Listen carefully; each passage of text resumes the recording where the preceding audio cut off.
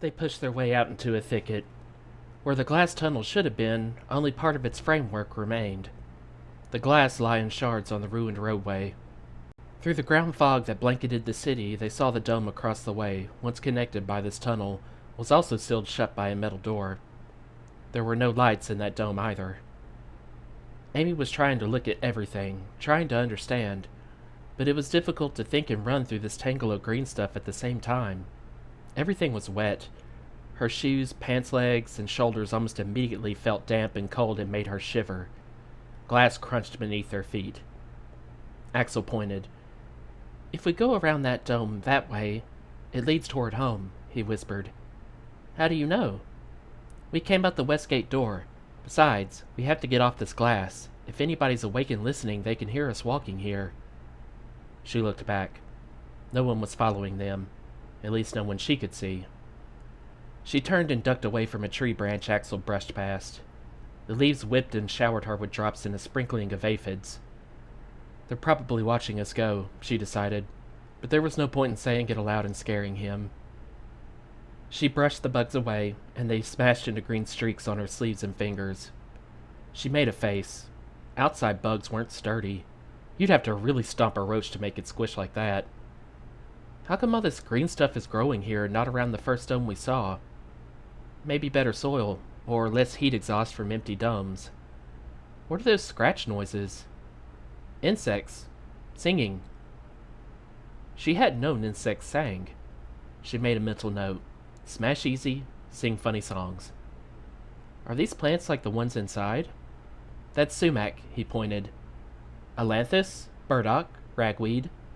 Mostly weeds and scrap trees. Why scrap? Things people have no use for. Like weeds, they just grow where they can. Don't ask so many questions.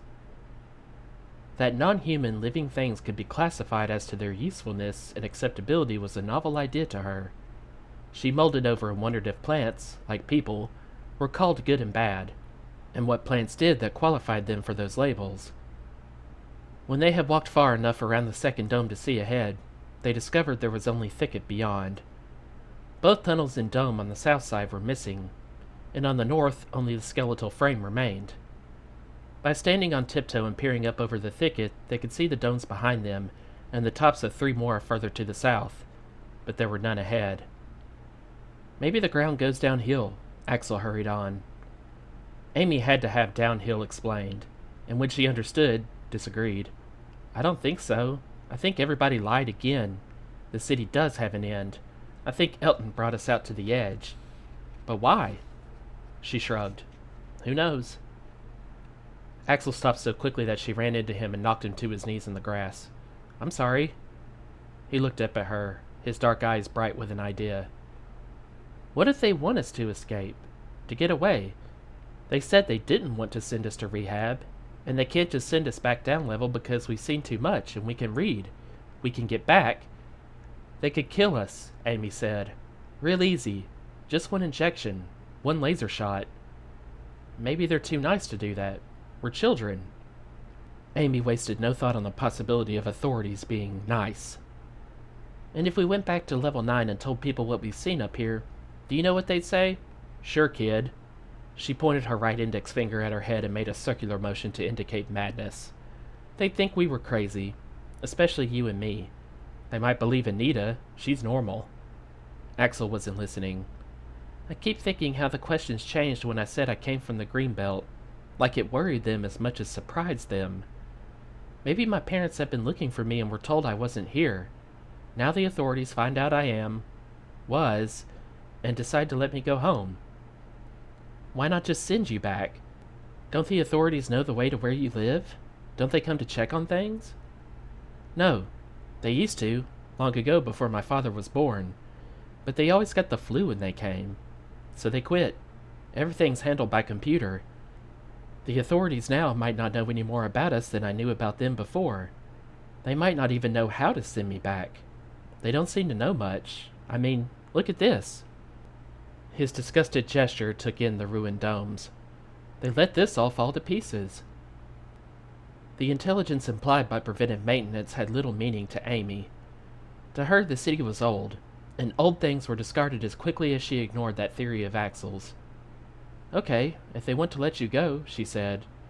"But why me?" "But we're together," he said in all innocence. "We told them that when they questioned us. They wouldn't send me one place and you another. That wouldn't be fair."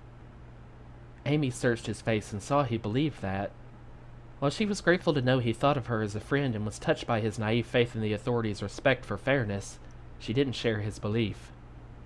"Maybe we'll understand it after we walk a while," she said, and held out a hand to help him up. "You're going to get full of bugs if you sit there too long." They pushed on to where the next dome had stood and found the foundation still there, the rubble almost buried under vines and briars and sumac. The sites of 5 more domes lie in the westward line, each one more obscured than the last, until not even glass pebbles showed beneath the ground cover. When the sun finally broke through the fog in the mid-morning, the children were several miles from their starting point, and the city was visible only as shining mounds on the eastern horizon. "Where are we now?" Amy asked as they stood resting and looking back. "I don't know. Somewhere." Axel scratched a mosquito bite on his arm and grinned at her. "Outside. That's all that matters. I haven't felt this good since right before I fell into the freight bin. Do you have anything in your pockets to eat?" He spoke as if it didn't matter much. "No. Do you?"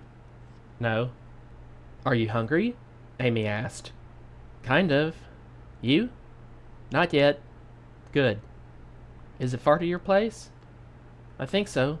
A couple days' walk at least. We can probably find water." By 2 o'clock Amy was hot and dirty, tired and hungry. Her legs had been repeatedly briar-scratched, and she itched from sweat and mosquito bites. Outside was very different from what she had thought it was going to be. In the old book there had been pictures. She remembered a beautiful one called Autumn in New Hampshire, and another of big black and white animals on a green field. Beneath it the mystifying words, "Minnesota is a dairy state." Without realizing it, she had expected to step out into an orderly, captioned picture. Instead, she was in the reality of this outside, and she wasn't sure she liked it.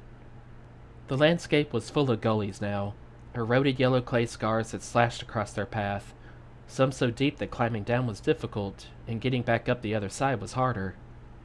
"I've got to rest," she said, and sat down on the sandy bottom of one of the gullies.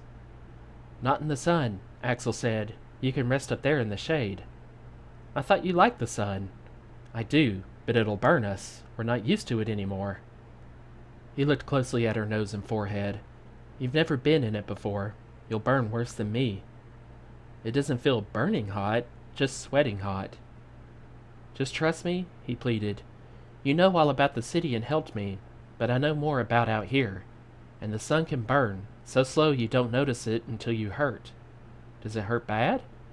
He nodded gravely. "Your eyelids get all puffy and close. You get water blisters all over and feel stiff, and you throw up and—" Amy scrambled up the cliff-like gully wall to its top, climbed over on her hands and knees and pushed herself erect. As she turned to watch Axel's progress behind her, something moved in the left corner of her vision. She turned to look, but it was gone, whatever it was. There was only green and clay in all directions. Her eyes watered from the glare. "What is it?" Axel was panting beside her. "I thought I saw something, back there." He shaded his eyes with his hands, binocular style, and scanned the area to the east. "Nothing but a flock of crows," he reported. "Birds?"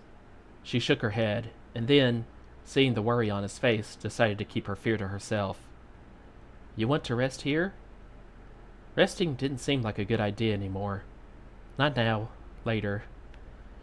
They went on across land that looked as if, sometime long ago, man had leveled every tree and hill, covered it all with garbage, and then covered it all again with clay. Where the gullies cracked open the flat surface, ancient plastic bottles, glass, and dull metallic shapes protruded from the clay. Along some gully bottoms, rain had washed mounds of refuse into crevices. Amy would always pause to look at these collections and wonder at them. Where did it all come from?